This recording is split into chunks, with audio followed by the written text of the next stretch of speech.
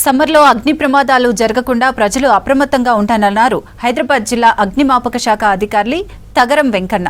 ఇళ్లలో కాలం చెల్లిన కరెంటు వైర్లను మార్చుకోవాలన్నారు. ఏసీలను తప్పనిసరిగా సర్వీసింగ్ చేయించుకోవాలన్నారు. ఏసీలు ఇతర విద్యుత్ ఉపకరణాలకు అనుగుణంగా విద్యుత్ సరఫరాను పొందాలన్నారు. హై వోల్టేజ్ ఉపకరణాలతో షార్ట్ సర్క్యూట్ అయ్యే అవకాశం ఎక్కువ ఉంటుందన్నారు. అగ్ని ప్రమాదాలను ప్రాథమికంగా అదుపు చేస్తేనే వాటి తీవ్రత తగ్గే అవకాశం ఉంటుందంటున్న తగరం వెంకన్నతో రాంప్రసాద్ ఫేస్ టు ఫేస్. మొదలైంది. హైదరాబాద్ వ్యాప్తంగా ప్రతిరోజు ఏదో ఒక ప్రాంతంలో అగ్ని ప్రమాదాలు సంభవిస్తూ ఉన్నాయి.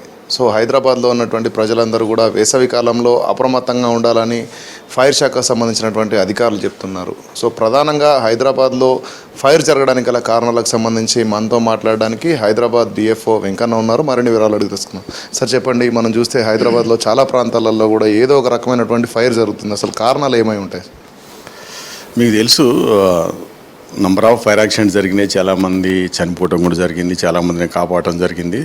సో ఈ సందర్భంగా నేను మొత్తం ఈ ట్రేడర్స్ కానీ రెసిడెంట్స్ కానీ హైదరాబాద్లో ఎవరైతే జీవిస్తారో వాళ్ళందరికీ ఫైర్ డిపార్ట్మెంట్ తరఫున నా రిక్వెస్ట్ ఏంటంటే, సమ్మర్ సీజన్ వచ్చింది కాబట్టి కొంచెం ఎలక్ట్రిసిటీ ఎక్కువ యూజ్ చేసుకుంటారు కామన్గా.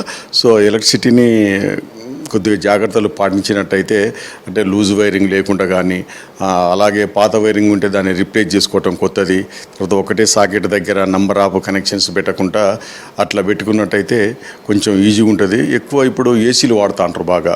కొంతమంది ఏం చేస్తారు, క్లీన్ చేయకుండానే మళ్ళీ యాస్టీస్గా లాస్ట్ టైం క్లీన్ చేసుకున్నాం కదా ఇప్పుడు ఎందుకు అని చెప్పని అట్లా వాడుతూ ఉంటారు. ఆ డస్ట్ అంతా జామ్ అయ్యి కూడా ఫైర్ యాక్సిడెంట్లకు జరిగే అవకాశం ఉంది. ఈ మధ్యనే మీరు చూసిండ్రు, చాలా అవుటర్ యూనిట్లు కానీ ఇన్నర్ యూనిట్లు కానీ ఏసీలలో ఫైర్ యాక్సిడెంట్ అయ్యి కూడా బ్లాస్ట్ అయ్యి ప్రమాదాలు జరుగుతున్నాయి. క్వాలిఫైడ్ టెక్నీషియన్తో మంచిగా అన్నీ సర్వీస్ చేయించుకొని వాడుకొని ఎక్కువ మోతాదు కాకుండా మనకున్న కెపాసిటీ అంత ఎలక్ట్రిసిటీ దాన్ని బేస్ చేసుకొని మనం ఐటమ్స్ అన్నీ కూడా వాడుకోవాలి. అట్లా దాన్ని కొద్ది జాగ్రత్తలు తీసుకున్నట్లయితే ప్రమాదాల నుంచి మనం ఈజీగా ఎస్కేప్ అయ్యే అవకాశం ఉంటుంది.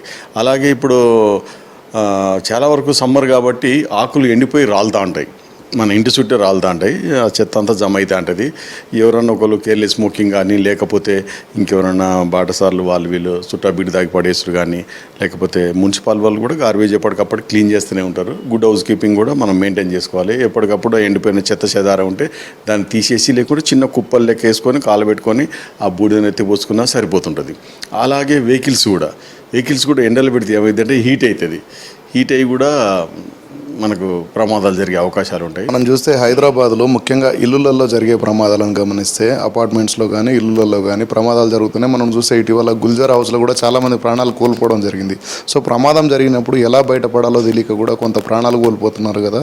సో వాళ్ళకి ఎలాంటి విషయాలు చెప్తారు? సో అదే నేను చెప్పేది ఏంటంటే, ఇప్పుడు మనకు పాత బస్తీలో చూసుకున్నట్టయితే అన్ని ఇరుకిరుకు రోడ్లు ఉన్నాయి, old buildings. So sufficient staircases లేవు. ఒక బిల్డింగ్ ఉందంటే ఒకటే స్టేర్ కేస్ ఉంటుంది. ఆ స్టేర్ కేస్ కూడా మనకు ఒక 1/2 మీటర్ విడుతూ అప్రాక్సిమేట్లీ ఉంటుంది. కిందంతా బిజినెస్ ఉంటుంది, మధ్యాహ్నంతా స్టోరేజ్ పెడతారు ఫస్ట్ ఫ్లోర్లో, ఆ పై సెకండ్ ఆర్ థర్డ్ ఫ్లోర్లో రెసిడెన్సీ ఉంటుంది. దాంట్లో చిన్నపిల్లలు, వాళ్ళకి అవగాహన ఉండలేదు. మేము నంబర్ ఆఫ్ ఇప్పుడు మా హైదరాబాద్ జిల్లాలో 21 ఫైర్ స్టేషన్లు ఉన్నాయి. ప్రతి fire station everyday except holiday తప్ప ప్రతి దినం కూడా అవేర్నెస్ క్యాంపులు కండక్ట్ చేయడం జరుగుతుంది. ఒక ప్రాపర్ స్టోరేజ్ పెట్టుకున్నా కూడా ప్రాపర్గా పెట్టుకోవడం, సీలింగ్ దాకా లేకుంటే ఎలక్ట్రికల్ సాకెట్ దగ్గర దాకా ఆనుకొని పెట్టకుండా ఒక సిస్టమేటిక్ మేనర్లో పెట్టుకొని, అట్నే స్టేర్ కేసెస్ కూడా అబ్స్ట్రక్షన్ లేకుండా, బ్లాకేజ్ కాకుండా దాని మీద ఏమన్నా స్టోరేజ్ లైన్ పెట్టకుండా పెట్టుకొని, అసలు రెసిడెన్స్ ప్లేసును బిజినెస్ రెండు ఒక దగ్గర పెట్టుకోకుంటుంటేనే బాగుంటుందండి. రెసిడెన్స్ అంటే రెసిడెన్స్కే వాడాలి, వీళ్ళు అన్ని కంబైన్గా వాడతారు. Storage, residence and shopping, trading కూడా దానికే వాడతారు ఒకటే బిల్డింగ్ని. సో చుట్టూ మనకు షెడ్ బ్యాక్ కూడా ఉండలేదు, ఫైర్ వెహికల్ పోతుండే మూమెంట్ ఉండలేదు, చిన్న స్టేర్ కేసు ఉంటుంది. కాబట్టి వాళ్ళందరికీ నా యొక్క సూచన, నా రిక్వెస్ట్ ఏంటంటే, ప్రాపర్గా స్టోరేజ్ చేసుకోవాలి. అన్నెసెసర్లీ ఇంటి నిండా మొత్తం అంతా ప్యాక్ చేసుకొని పెట్టుకొని ఆ ప్యాన్కి గురి కాకుండా ప్రమాదం జరిగినప్పుడు కూడా వాళ్ళు ఎస్కేప్ కావడానికి అవకాశం లేకుండా ఉంటుంది. ఆ వైరింగ్ ఒకటి ఖచ్చితంగా చెక్ చేసుకోవాలండి. మెయిన్గా మనకు ఎలక్ట్రికల్ షార్ట్ సర్క్యూట్తో అయితేనే గ్యాస్తో కూడా అవుతాయి.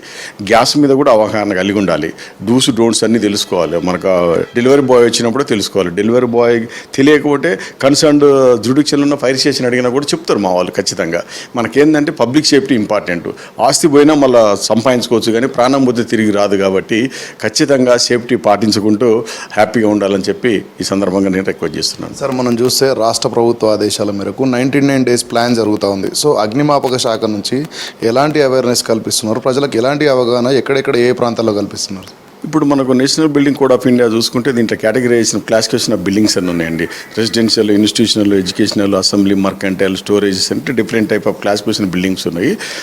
మా మొత్తం ఎంటైర్గా మా హెచ్ఓడి ఇన్స్ట్రక్షన్స్ ప్రకారంగా, గవర్నమెంట్ ఇన్స్ట్రక్షన్స్ ప్రకారంగా స్టేట్ అంతా కూడా అన్ని అవేర్నెస్ క్యాంపులు కండక్ట్ చేయడం జరుగుతుంది. స్కూళ్ళు కానీ, హాస్పిటల్స్, సినిమా హాళ్ళు, ట్రేడింగ్, మనం ఇప్పుడు ట్రేడర్స్ ఏంటి బిజినెస్ మాల్స్ ఇట్లు ఉన్నాయి కదా, అన్నింటిలో కూడా అవేర్నెస్ క్యాంపులు కండక్ట్ చేయడం జరుగుతూనే ఉన్నాను. ఒక్కొక్క దానికి కొంత లిమిట్ పెట్టుకొని అన్నీ చేస్తున్నాను. ఒక పక్క వివిఐపి స్టాండ్ వైల్ అటెండ్ అవుతాను, ఇటు ఫైర్ కాల్స్ అటెండ్ అవుతాను, వేరే పక్క మనం అవేర్నెస్ క్యాంపులు కూడా క్రియేట్ చేస్తున్నామండి. 24/7 సిబ్బంది మాత్రం, మా ఆఫీస్ వాళ్ళ సిబ్బంది అంతా కూడా కష్టపడతారు, చాలా హార్డ్ వర్క్ చేస్తారు. ఎందుకంటే పబ్లిక్ సేఫ్టీ అనేది మోస్ట్ ఇంపార్టెంట్ కాబట్టి దాని మీదనే కాన్సన్ట్రేట్ చేస్తారు. మా సీనియర్ ఆఫీసర్స్ కూడా ఎప్పటికప్పుడు గైడెన్స్ తీసుకుంటారు.